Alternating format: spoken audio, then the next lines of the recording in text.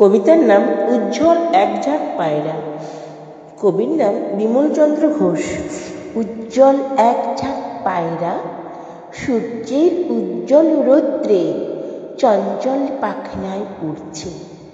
নিশ্চিল ঘন নীল অম্বর, গ্রহতারা থাকে যদি থাক নীল শূন্যে। হে কাল, হে গম্ভীর অশান্ত সৃষ্টি, প্রশান্ত মন্তর অবকাশ, হে অসীম উদাসীন 12 মাস।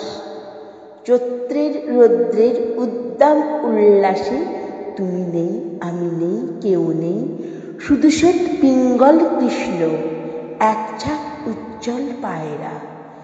আকাশে ফুলের শ্বেত পিঙ্গল কৃষ্ণ, কম্পিত শত শত উড়ন্ত পাগড়ি। তুমি নেই, আমি নেই, কেউ নেই, দুপুরের ঝলমলে জীবন্ত রৌদ্রে উড়ে শুধু এক ঝাঁক পায়রা। নমস্কার। কবিতাটি ভালো লাগলে লাইক করবেন এবং কেমন লাগলো তা কমেন্টে লিখে জানাবেন। আবার এরকম কবিতা শোনার জন্য চ্যানেলটিকে অবশ্যই সাবস্ক্রাইব করবেন।